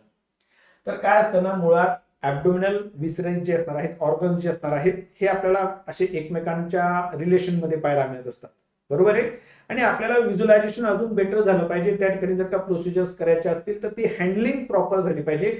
या कारणाकरता काही कॉम्प्लिकेशन्स नको झाल्या पाहिजेत, या कारणाकरता आपल्याला हे जे काही इंट्रापेरिटोनियल ऑर्गन्स असतील हे एकमेकांपासून थोडेसे सेपरेट झाले पाहिजेत. या दृष्टिकोनातून या ठिकाणी एअर जी असणार आहे, एअर म्हणजे कार्बन डायऑक्साईड आहे, याला आपल्याला त्या ठिकाणी इंट्रोड्यूस करायचं असणार आहे, जेणेकरून आपल्याला ॲब्डोमिनल वॉल किंवा इंट्रा ॲब्डोमिनल स्ट्रक्चर जे असणार आहे हे मॉडरेटली डिस्टेंड करता येतील आणि आपल्याला व्हिज्युअलायझेशन किंवा काही त्या ठिकाणी हँडलिंग करायची असेल ऑर्गनची तर ते करायला सोपं जाईल. या दृष्टिकोनातून आपल्याला या ठिकाणी न्यूमोपेरिटोनियम करून घेणं महत्वाचं आहे. ओके, झालं, निमोपेरिटोनियम केलं गेलं का ना. तर चला पुढे काय करायचं ते बघू आपण. यानंतर आपल्याला पुढे प्रोसेस काय असणार आहे हे पाहूया. सगळ्या सुपर कन्सल्टंट या लोकांचं काम आहे, आपण विद्यार्थी आहोत, आपण फक्त अभ्यास करायचा आहे आणि आपल्याला एक नॉलेज कन्सेप्ट क्लिअर असणं महत्वाचं आहे. ठीक आहे. मी जरी असं इथं तुम्हाला म्हणत असलो की आपल्याला पुढे काय करायचं आहे, तर आता आपण नाही करणार आहे. We are not going to do any kind of such what we can see the procedures for at a basic level. उद्या उठून जर का आपण त्या ठिकाणी तुम्ही लोक सुपर कन्सल्टंट झाला तर हे लोक तुम्ही लोक हे सगळं करू शकतात. ओके. आणि केलंच पाहिजे. खूप मोठे व्हा, खूप खूप खूप खूप आकाशापर्यंत झेप घ्या, पण मात्र पहिले चालायला शिकू आपण, नंतर पळायला शिकू, नंतर उडायचंच आहे आपल्याला आकाशात, आणि आकाश आहे ना सोबत त्यासाठी. ओके. चला कंटिन्यू करू आपण. तर ज्यावेळेस न्यूमोपेरिटोनियम झालेला आहे त्यानंतर मग आपण या ठिकाणी ट्रोकार आणि कॅन्युला जो असणार आहे हा आपण इंट्रोड्यूस करणार आहोत from the same site as that of the versus needle. Versus needle जिथून आपण इंट्रोड्यूस केली त्याच ठिकाणाहून आपल्याला ट्रोकार आणि कॅन्युला जो असणार आहे हा इंट्रोड्यूस करायचा असणार आहे. ट्रोकारला विड्रॉ करून घेऊ अँड अ डायरेक्ट व्ह्यूइंग लॅप्रोस्कोप जो असणार आहे हा आपण त्या ठिकाणी इन्सर्ट करणार आहोत आणि व्हिडिओ कॅमेरा सुद्धा त्याला अटॅच असणार आहे. pelvic organs are visualized by a 5 mm trocar. ठीक है. grasping forceps pushed under the laparoscopic view to manipulate pelvic viscera. मग आपल्याला जे काही पेल्विक विसरा आतमध्ये असणार आहे ते मॅनिप्युलेट म्हणजे काय, आजूबाजूला सरकवायचे आपल्याला जे शोधायचंय. Isn't it. आपण पहा एखादी अशी पिशवी असेल ज्याच्यात कपडे पण आहेत आणि काही वस्तू पण आहेत. आता ती वस्तू शोधायची आपल्याला त्या कपड्यांमध्ये, तर मग आपण काय करणार आहोत, ते कपडे असे असे असे असे असे करणार आहोत की नाही ना, ती वस्तू शोधण्यासाठी. तर त्या प्रकारे या ठिकाणी आपल्याला ह्या फोर्सेप द्वारा जे पण काही वस्तू नाही म्हणता येणार आपल्याला, त्यांना जे पण काही आपल्याला पेल्विक विसरा आहे त्याला मॅनिप्युलेट करावं लागतं. त्यानंतर tubal patency can be seen by the flow of methylene blue solution. जसं तुम्हाला थोड्या वेळापूर्वी सांगितलं की आपल्याला या ठिकाणी डाय पास केला जाणार आहे किंवा मिथिलीन ब्ल्यूचा आपण वापर करत असतो ट्युबल पॅटेन्सी चेक करण्यासाठी, तर त्यासाठी सुद्धा लॅप्रोस्कोपीचा वापर केला जाऊ शकतो. At the conclusion of the procedure, the patient is placed horizontally, the laparoscope is removed, and the cannula wall is open to allow gas to escape. मग तो करावा लागेल ना, आपण पहिले गॅस पास केलेला आहे, इंट्रोड्यूस केलेला आहे, तो तसाच थोडीच ठेवावा लागणार आहे, त्याला आपल्याला त्या गॅसला रिमूव्ह करावं लागणार आहे. म्हणून the laparoscope is removed and the cannula wall is open to allow gas to escape. The cannula is removed. After that, skin incision is closed and dressing is placed. अशा पद्धतीने ही लॅप्रोस्कोपी जी असणार आहे ही आपण diagnostic बद्दल चर्चा करत आहोत, ते आपल्याला करताना पाहायला मिळेल. कॉम्प्लिकेशन्स काय असणार आहेत, मायनर सर्जिकल एम्पायझेमा आणि ओमेंटल हर्निया या प्रकारच्या मायनर कॉम्प्लिकेशन्स पाहायला मिळू शकतात, आणि काही वेळेस मेजर कॉम्प्लिकेशन्स आपल्याला पाहायला मिळतील. Those are the cardiac arrest. It is the main cause of death. Laparoscopy मध्ये मेन कॉज ऑफ डेथ असणार आहे कार्डियाक अरेस्ट. आणि यानंतर अल्ट्रासोनोग्राफी आपल्याला समजून घ्यायचं आहे. तर अल्ट्रासोनोग्राफी सगळ्यात सोपी, छान, आवडती टेस्ट असणार आहे, इन्व्हेस्टिगेशन असणार आहे, डायग्नोस्टिक प्रोसिजर असणार आहे, खूप साऱ्या कन्सल्टंटची, फिजिशियनची, सर्जन्सची, आणि चांगली येते. Ultrasonography is utilisation of the sound wave to take images of soft tissues. It is an non invasive. कशी असणार आहे ही, non invasive diagnostic aids in the gynaecology. तर डायग्नोसिससाठी गायनेकोलॉजीमध्ये खूप वेळा आपण त्या ठिकाणी अल्ट्रासोनोग्राफी पेशंटला ऍडवाइस करत असतो. तर ह्या ज्या काही अल्ट्रासोनोग्राफी असणार आहे, there are the two types of ultrasonography, trans abdominal sonography आणि दुसरी असणार आहे ट्रान्स वजायनल सोनोग्राफी. तर आपण या ठिकाणी ट्रान्स ॲब्डोमिनल सोनोग्राफी ज्यावेळेस करत असतो त्यावेळेस आपण पेशंटला सांगत असतो की पाणी भरपूर प्या, युरिन पास करू नका. त्याच्या मागचं कारण काय असणार आहे, trans abdominal sonography requires a full bladder to displace the bowel out of the pelvis. हे जे काही बावेल आपल्याला पेल्विस मध्ये पाहायला मिळत असतात त्याला आपल्याला पेल्विस मधून बाहेर शिफ्ट करायचं असणार आहे. त्या कारणाकरता ब्लॅडर फुल असणं हे महत्वाचं असतं. Trans abdominal sonography is based for the large masses. जे पण काही मोठे मास आपण सस्पेक्ट करत असतो त्याचं जर का डायग्नोसिस करायचं असेल तर त्यावेळेस आपल्याला ट्रान्स ॲब्डोमिनल सोनोग्राफी ही उपयुक्त ठरताना पाहायला मिळते. फॉर एक्झाम्पल जे पण काही फायब्रॉइड्स असणार आहेत, ओव्हॅरियन ट्युमर्स असणार आहेत, यांचं डायग्नोसिस आपल्याला ट्रान्स ॲब्डोमिनल सोनोग्राफी द्वारा होताना पाहायला मिळणार. परंतु जी पण काही ट्रान्स वजायनल सोनोग्राफी असणार आहे तर ट्रान्स वजायनल सोनोग्राफीसाठी या ठिकाणी आपल्याला जो पण काही प्रोब असणार आहे की जो आपण या ठिकाणी पाहत आहात हा प्रोब आहे मित्रांनो. हा आपण close to the target organ, ज्या ऑर्गनला, ज्या पेल्विक ऑर्गनला आपल्याला त्या ठिकाणी टार्गेट करायचं आहे, ओव्हरीला टार्गेट करायचं, right ovary, left ovary, fallopian tubes, cul de sac यांना टार्गेट करायचं असेल तर त्याच्या जवळ हा प्रोब आपण नेणार आहोत. And there is no need of full bladder. Transvaginal sonography करताना फुल ब्लॅडरची गरज नसते. Detailed evaluation is possible with the transvaginal sonography. तर हे पण जे काही पेल्विक ऑर्गन्स असणार आहेत त्यांचं जर का आपल्याला डिटेल इव्हॅल्युएशन करायचं असेल तर त्यासाठी ट्रान्स वजायनल सोनोग्राफी ही आवश्यक असणार आहे. पण मुळात जेव्हा आपण पेशंटला समजा गायनेकोलॉजीमध्ये ऍडवाइस करत आहोत फॉर द अल्ट्रासोनोग्राफी, तर मग माझ्या मते आपण त्या ठिकाणी ही जी काही ट्रान्स ॲब्डोमिनल सोनोग्राफी आणि त्यासोबत ही जी काही ट्रान्स वजायनल सोनोग्राफी असणार आहे, दोघं आपण ऍडवाइस केलं तर आपल्याला बेटर आउटपुट येताना पाहायला मिळू शकतो. ही जी काही अल्ट्रासोनोग्राफी असणार आहे, या अल्ट्रासोनोग्राफी मध्ये आपल्याला काय काय गोष्टी पाहायला मिळतील. तर normal pelvic organs USG appearance हा कसा असणार आहे, तर युटेरस आणि सर्व्हिक्स जे पण काही नलिपॅरस युटेरस असणार आहे ड्युरिंग द रिप्रोडक्टिव्ह एज, त्याची जी काही साईज असणार आहे 7.5 बाय 5 बाय 2.5 सेंटीमीटर. त्यासोबत पॅरस युटेरस जो असणार आहे, नलिपॅरस म्हणजे काय की अजून एकदाही प्रेग्नन्सी राहिलेली नाही त्याला आपण म्हणणार आहोत नलिपॅरस. पॅरस म्हणजे काय, प्रेग्नन्सी राहिलेली, डिलिव्हरी झालेली, त्याला आपण पॅरस युटेरस म्हणणार आहोत, की जो 1 सेंटीमीटरने आपल्याला थोडासा लार्ज पाहायला मिळेल इन ऑल डायमीटर्स. ठीक आहे. Fallopian tube is not visualised. Fallopian tube sonography मध्ये व्हिज्युअलाइज होणार नाहीयेत. ओव्हरीज जे असणार आहेत 3 बाय 2 बाय 1 सेंटीमीटर आणि त्यांचा व्हॉल्यूम जो असणार आहे मोर दॅन 6 सेंटीमीटर क्यूब. तर व्हॉल्यूम आपल्याला 6 सेंटीमीटर क्यूब पेक्षा जास्त पाहायला मिळणार आहे. या दोघी पॅरामीटर्स महत्वाचे आहेत. ठीक आहे. ओव्हरीची जी काही साईज असणार आहे according to the age, according to the phase of life आपल्याला चेंज होताना थोड्याशा व्हेरिएशन्स पाहायला मिळू शकतात. ठीक आहे.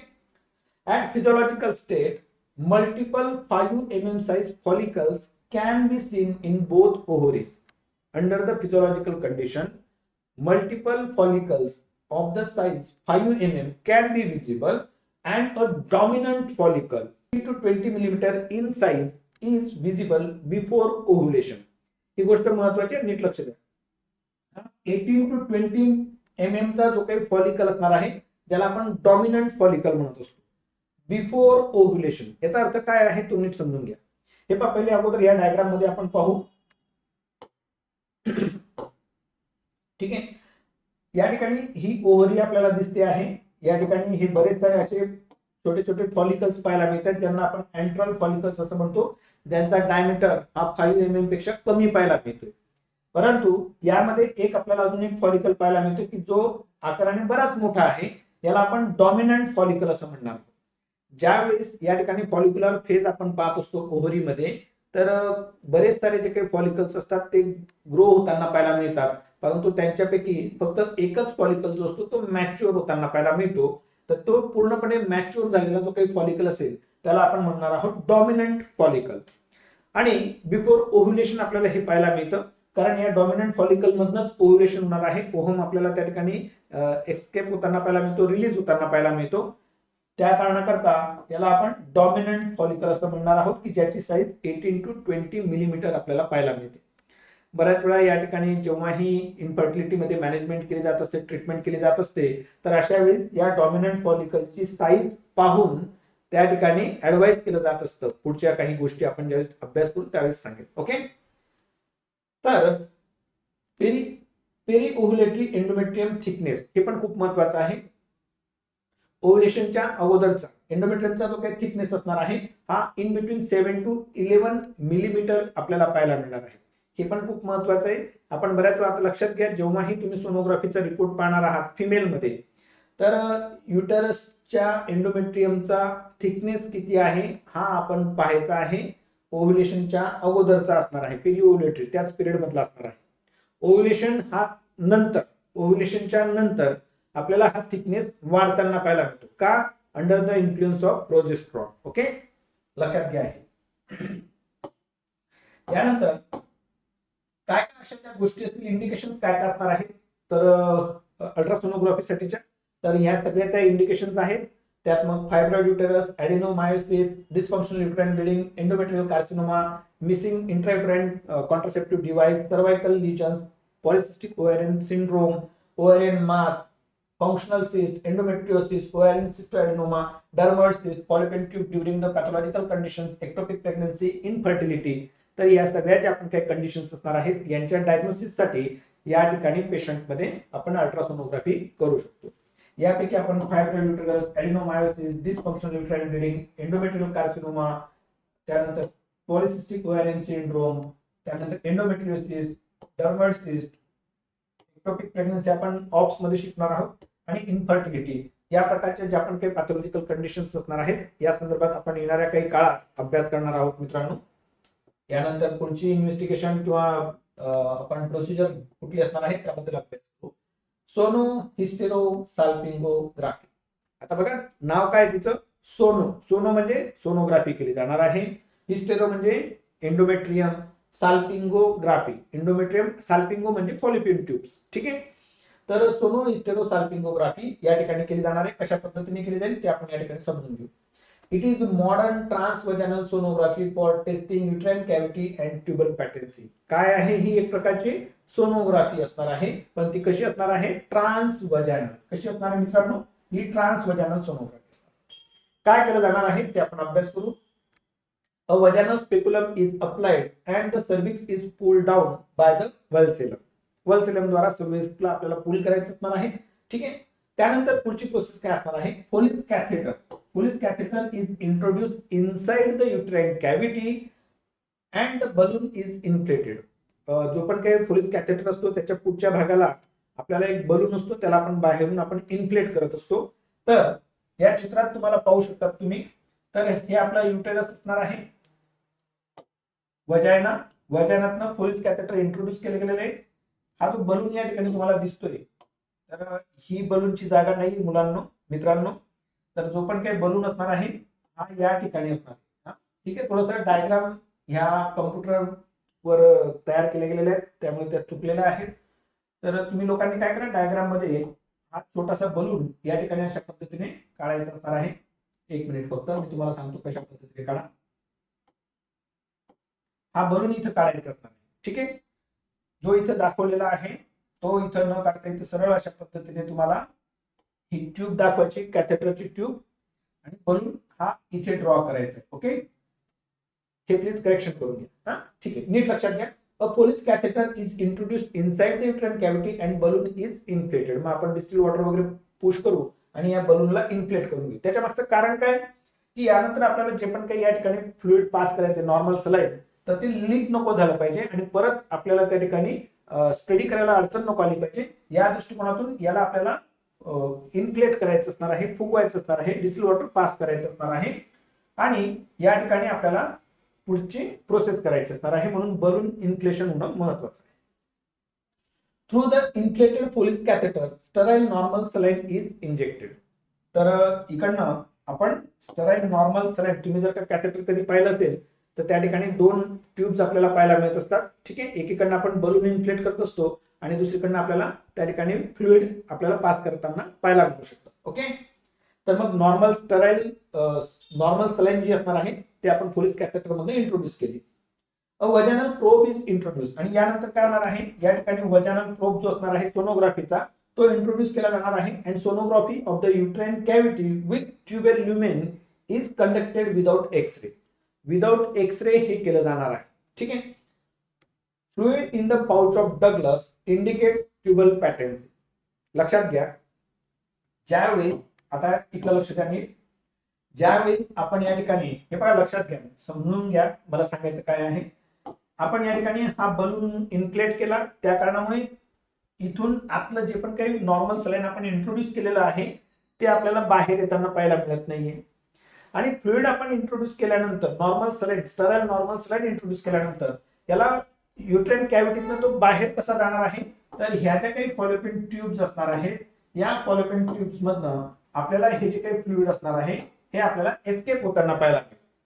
आणि जर का ह्या फॉलोपियन ट्यूब्स पेटंट असतील, पेटंट म्हणजे काय, की मध्ये कुठल्या प्रकारचं ऑक्लुजन नसेल, मध्ये कुठल्या प्रकारचे स्ट्रिक्चर्स नसतील, मध्ये कुठल्या प्रकारचा अडथळा नसेल, तर मग हे जे काही फ्लुइड असणार आहे, हे जे काही वॉटर असणार आहे, हे फॉलोपियन ट्यूब्सच्या ह्या फिमरियाद्वारे आपल्याला त्या ठिकाणी पेल्विक पेरिटोनियम रिजन मध्ये कलेक्ट होताना पाहायला मिळतं. आणि हे जे काही कलेक्ट होत असतं ते पाउच ऑफ डगलस जो आहे या ठिकाणी कलेक्ट होणार आहे. सोनोग्राफी ज्यावेळेस आपण करत आहोत त्यावेळेस आपल्याला पाउच ऑफ डगलस मध्ये फ्लुइड जर का ऑब्झर्व झाला तर याचा अर्थ काय झाला की ह्या ज्या काही ट्यूब्स आहेत या ट्यूब्स कशा आहेत, पॅटर्न्ड आहेत. पॅटर्न्ड आहेत म्हणजे काय, पेटंट आहेत म्हणजे काय की कुठल्याच प्रकारचं ऑब्स्ट्रक्शन त्या ठिकाणी आपल्याला आढळून आलेलं नाहीये. तर ही इन्व्हेस्टिगेशन जी असणार आहे सोनो हिस्टेरोसाल्पिंगोग्राफी, ही कशा प्रकारची इन्व्हेस्टिगेशन आहे मित्रांनो, तर ही आपल्याला नॉन इन्व्हेसिव्ह मेथड असणार आहे. ठीक आहे. त्यानंतर पुढची इन्व्हेस्टिगेशन असणार आहे हिस्टेरोसाल्पिंगोग्राफी. हे बघा यामध्ये आपण कुठल्याच प्रकारचे रेडिओलॉजिकल इमेजेस घेतलेले नाही किंवा एक्सरे केलेले नाहीये. In case of sono hysterosalpingography this procedure is done without x ray. Next hysterosalpingography. आता इथे नीट लक्षात घ्या, हिस्टेरो म्हणजे काय आलं, हिस्टेरो म्हणजे एंडोमेट्रियम लक्षात घ्यायचा, साल्पिंगो म्हणजे फॉलोपियन ट्यूब आणि ग्राफी म्हणजे पिक्चर काढणे, फोटोग्राफी, कार्डिओग्राफी. ग्राफी आला म्हणजे इमेजेस कलेक्ट करायचे आहेत आपल्याला. ठीक आहे, okay. It is a radiological imaging of the uterotubal canal. जसं मी तुम्हाला थोड्या वेळापूर्वी सांगितलं ही रेडिओलॉजिकल पण कशी असणार आहे, इमेजेस घेतले जाणार आहेत. इंडिकेशन्स काय काय असतील तर ज्या पण काही फिमेल्स असतील इन्फर्टिलिटीच्या त्यांच्यामध्ये हिस्टेरोसाल्पिंगोग्राफी केली जाणार आहे to identify submucous uterine fibroid, endometrial polyp, hydrosalpinx. Hydrosalpinx मध्ये आपल्याला रिसॉर्ट शेप ट्यूबल शॅडो पाहायला मिळणार आहेत. Uterine malformation, follow up study following tuboplasty operation. Tuboplasty ज्यावेळेस केली जात असते त्याच्यानंतर परत आपल्याला हिस्टेरोसाल्पिंगोग्राफी पाहिजे आहे, पॅटर्न्सी व्यवस्थित आहे की नाही त्याकरता. कॉन्ट्राइंडिकेशन्स काय असणार आहेत तर युट्राइन ब्लिडिंग, ट्यूबोव्हॅरियन मास आणि प्रेग्नन्सी ह्या कॉन्ट्राइंडिकेशन्स असणार आहेत. ओके. नेक्स्ट टेक्निक काय असणार आहे ते आपण समजून घेऊ. लिहित राहा मुलांनो, व्हिडिओ पॉज करा आणि सगळ्या नोट्स व्यवस्थित प्रॉपरली लिहून काढा. Suitable time to perform the procedure is during 7 to 12 day of menstrual cycle. तर हिस्टेरोसाल्पिंगोग्राफी करण्यासाठी 7 to 12 डेज जे असणार आहेत these are the suitable days. Menstrual सायकलच्या 7 to 12 डेज. तर मग आपला एंडोमेट्रियम कुठल्या फेज मध्ये असणार आहे तर एंडोमेट्रियम आपला या ठिकाणी प्रॉलिफरेटिव्ह फेज मध्ये असणार आहे. ठीक आहे ना, कारण काय ना 7 to 12 डेज आहेत तर या ठिकाणी फक्त इस्ट्रोजनचेच इफेक्ट पाहायला मिळत आहेत म्हणून एंडोमेट्रियम आपला प्रॉलिफरेटिव्ह फेज मध्ये असणार आहे. Isn't it, under the influence of oestrogen. Preparation कशा पद्धतीने करायचे, patient is asked to lie on the radiologic table after emptying her bladder. No need of anaesthesia but may be required in neurotic patients. ज्या थोड्याशा अँशियस असणार आहेत त्यांच्यामध्ये मग आपल्याला थोड्याफार प्रमाणात त्या ठिकाणी अनेस्थेशियाचा वापर करावा लागू शकतो. कॉन्ट्रास्ट मीडियम जो वापरला जाणार आहे, जो डाय वापरला जाणार आहे हा वॉटर सोल्युबल युरोग्राफी असणार आहे. तर हा पण एमसीक्यू विचारला जाऊ शकतो की आपण जी पण काही हिस्टेरोसाल्पिंगोग्राफी करणार आहोत तर डाय कुठला वापरला जातोय तर वॉटर सोल्युबल युरोग्राफी 76%. ठीक आहे. प्रोसिजर्स काय असणार आहे, hysterosalpingogram cannula is fitted with the radio opaque medium. जो पण काही कॅन्युला असेल त्याच्यामध्ये हा आपला वॉटर सोल्युबल युरोग्राफी 76% घेतला जाणार आहे. After doing bimanual vaginal examination in lithotomy position speculum and vulsellum is applied. या नॉर्मल प्रोसेस आहे, आपल्याला ते करावे लागणार कारण आपल्याला आतमध्ये त्या ठिकाणी स्टडी करायची आहे. Uterine sound is passed and the cannula is gently introduced inside the cervical canal till the tip goes beyond the internal os. जो पण काही आपला कॅन्युला आहे हिस्टेरोसाल्पिंगोग्राफचा कॅन्युला जो असणार आहे की ज्याच्यामध्ये आपला रेडिओ ओपॅक मीडियम आहे, हा जो पण काही आपला इंटरनल ऑस असणार आहे या इंटरनल ऑसच्या थोडासा पुढे आपल्याला त्या ठिकाणी पुश करायचं असणार आहे त्याला. आणि त्यानंतर 10 ml of radio opaque medium is slowly introduced inside the cavity. मग आपण त्याला स्लोली इंट्रोड्यूस करणार आहोत कॅव्हिटी मध्ये, युट्राइन कॅव्हिटी मध्ये. आणि skiagram of the pelvis is taken. त्याच वेळेस मग या ठिकाणी इमेजेस घेतले जाणार आहेत. On the introduction of medium while the cannula is kept fixed inside the uterus in position. मग काय केलं आपण या ठिकाणी समजून घ्या, हा तो कॅन्युला आहे तो आपण आतमध्ये हिस्टेरोसाल्पिंगोग्रामचा कॅन्युला आहे, याच्यामध्ये रेडिओ ओपॅक मीडियम जो आहे हा फिल केलेला आहे आणि याला आपण स्लोली त्या ठिकाणी पुश केला. जसं आपण या ठिकाणी तो युरोग्राफीने पुश केलेला आहे त्यानंतर या ठिकाणी इमेजेस घेतल्या गेलेल्या आहेत आणि तोपर्यंत मात्र आपण हा जो काही कॅन्युला असणार आहे ऍज इट इज ठेवलेला आहे. A subsequent skiagram of the pelvis is taken soon after but within 10 minutes. आणि पुढच्या 10 मिनिटाच्या आत परत आपण स्कियाग्राम करणार आहोत. कॅन्युला तिथंच असणार आहे. आणि तो का करतो 10 मिनिटं? बघा, दोन गोष्टी केल्या आपण. पहिली गोष्ट काय केली, आपण ज्या पद्धतीने इंट्रोड्यूस केलेला आहे त्यानंतर लगेच आपण स्कियाग्राम घेतला. ठीक आहे. आणि 10 मिनिटाच्या आत तो जो काही डाय असणार आहे हा आपल्याला त्या ठिकाणी इकडे फॉलोपियन ट्यूब्स मधनं बाहेर जर का त्या ठिकाणी पास झाला असेल तर ते जर का आपल्याला ओळखायचं असेल, समजून घ्यायचं असेल, डायग्नोज करायचं असेल, पाहायचं असेल तर त्यासाठी परत 10 मिनिटाच्या आत परत पुढचा एक स्कियाग्राम आपल्याला घेणं आवश्यक असणार आहे. मग इंटरप्रिटेशन काय असणार आहे? आपण हिस्टोसाल्पिंगोग्राफी जी काय करत आहोत त्याचं इंटरप्रिटेशन काय असेल तर नॉर्मल इंटरप्रिटेशन केव्हा होईल? It shows a normal uterine cavity. Normal uterine cavity आपल्याला त्या ठिकाणी डाय टाकलेला आहे ना, आपण पास केलेला आहे, तर त्याचा तो इमेज आपल्याला पाहायला मिळेल. And lumen of fallopian tubes in the immediate film. आणि त्याच्यानंतर ज्या 10 मिनिटाच्या आत आपण जी परत एक स्कियाग्राम घेतोय त्याच्यात आपल्याला फॉलोपियन ट्यूब्सच्या ल्युमेन्स पण पाहायला मिळणार आहे. The subsequent film shows scattered radio opacity in the pelvic peritoneal cavity. आणि नंतरची जी आपण 10 मिनिटाच्या आत नंतर जो पण एक स्कियाग्राम घेत आहोत तर त्यामध्ये आपल्याला स्कॅटर्ड डाय जो असणार आहे हा आपल्याला त्या ठिकाणी पाहायला मिळतोय. आणि तशा प्रकारची फिल्म आपल्याला पाहायला मिळते. रेडिओ ओपॅसिटी आपल्याला पाहायला मिळते. ॲबनॉर्मल केव्हा पाहायला मिळेल हे महत्वाचं आहे, ते पण समजून घ्या. It shows various abnormalities as follows. Only uterine shadow and no tubal shadow. Urografin pass केला आणि त्याच वेळेस आपण जे इमेजेस घेतले, स्कियाग्राम घेतला, त्यावेळेस जर फक्त आपल्याला युट्राइन शॅडो पाहायला मिळाली आणि ट्युबल शॅडो जर का पाहायला मिळाली नाही, 10 मिनिटाच्या आत परत आपण दुसरा स्कियाग्राम घेतोय आणि तेव्हा सुद्धा फक्त जर आपल्याला युट्राइन शॅडो पाहायला मिळते आणि ट्युबल शॅडो जर का पाहायला मिळत नसेल तर याचा अर्थ काय झाला? कॉर्नियल ऑब्स्ट्रक्शन असणार आहे. मी हे तुम्हाला समजून सांगतो. फॉर एक्झाम्पल असं समजा, एकच मिनिट फक्त. ठीक आहे.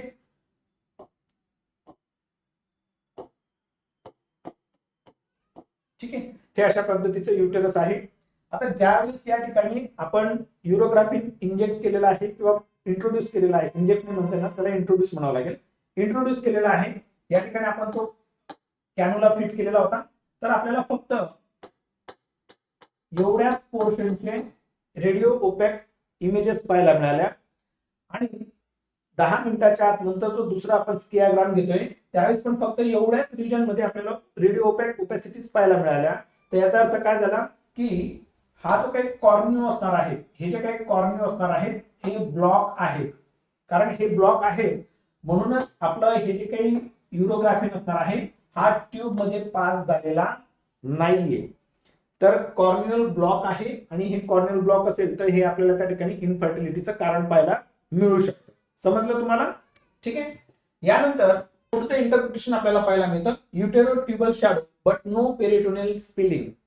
It what it will show? It show the female end obstruction. म्हणजे बघा, आता नीट लक्षात घ्या, पहिल्या याच्या इमेज मध्ये आपल्याला काय पाहायला मिळालं होतं? फक्त युट्राइन शॅडो पाहायला मिळाल्या होत्या, ट्युबल शॅडो पाहायला मिळाल्या नव्हत्या. आपण डायग्नोसिस काय केलं? कॉर्नियल ब्लॉक आहे. आता या ठिकाणी काय होतंय की या ठिकाणी युटेरसचे शॅडो मिळाल्या, इमेजेस मिळाल्या आणि त्यासोबत ट्यूबच्या पण इमेजेस मिळाल्या, परंतु पेरिटोनियल स्पिलिंग आपल्याला पाहायला मिळाली नाही. तर याचा अर्थ काय झाला की जे काही फिमेरियल एंड्स होत्या ह्या ब्लॉक आहेत. या कारणामुळे पेरिटोनियल स्पिलिंग आपल्याला पाहायला मिळालेली नाहीये. म्हणून आपण या ठिकाणी काय डायग्नोसिस करू किंवा कन्क्लुजन काय असेल? Fimbrial end obstruction. Dilated tubal lumen. ज्या काही फॉलोपियन ट्यूब्स असतील ह्या जर का डायलेट झालेल्या असतील तर आपण त्यावेळेस डायग्नोसिस करणार आहोत किंवा कन्क्लुजन आपलं असणार आहे हायड्रोसाल्पिन्स. वेगवेगळ्या प्रकारच्या पेल्विक इन्फ्लेमेटरी डिसऑर्डर्स असतात, त्यामुळे आपल्याला ह्या गोष्टी होताना पाहायला मिळू शकतात. लीड पाईप रिजिडिटी हा एमसीक्यू होता. लीड पाईप रिजिडिटी किंवा डायलेटेड ट्युबल ल्युमेन किंवा हे जे पण काही ॲबनॉर्मल एससीजी असणार आहेत हे सगळे एमसीक्यू आहेत असं कन्सिडर करा तुम्ही. कारण एमसीक्यूचा जर दृष्टीने अभ्यास केला ना मग तुमच्या कन्सेप्ट चांगल्या क्लिअर होतील. आणि एकदाच्या कन्सेप्ट क्लिअर असल्या की मग भविष्यात आपल्याला त्या नॉलेजचं इम्प्लिमेंटेशन होताना खूप मदत होताना पाहायला मिळते आणि त्याचा डायरेक्ट बेनिफिट आपल्या पेशंटला होत असतो. त्यानंतर filling defect in uterine shadow, hypoplastic uterus or submucous fibroid और पॉलिप. जर का युट्राइन शॅडो मध्ये जर का आपल्याला काही डिफेक्ट पाहायला मिळत असेल, फिलिंग डिफेक्ट पाहायला मिळत असेल तर आपलं कन्फ्युजन असू शकतं हायपोप्लास्टिक युटेरस और सब म्युकोजल पॉलिप और फायब्रॉइड। तर अशा पद्धतीने हा आजचा टॉपिक आपण या ठिकाणी कंप्लीट करत आहोत। एक्झाम मध्ये काही महत्त्वाचे क्वेश्चन्स या टॉपिक वरून येताना पाहायला मिळू शकतात। What is the role and scope of laparoscopy in gynaecology, 7.5 मार्काचा किंवा 15 मार्काचा क्वेश्चन विचारला जाऊ शकतो। पॅप्समेअर 2 किंवा 5 मार्काला विचारले जाणार आहे। आणि तिसरा question, what are the interpretation of hysterosalpingography, तर हे इंटरप्रिटेशन खूप महत्त्वाचं आहे, 5 किंवा 2 मार्काला विचारलं जाणार आहे। All the very best. चॅनलला सबस्क्राईब करा, त्यासोबत हा व्हिडिओ तुमच्या सर्व आपल्या मित्रमैत्रिणींसोबत शेअर करायला विसरू नका। थँक्यू।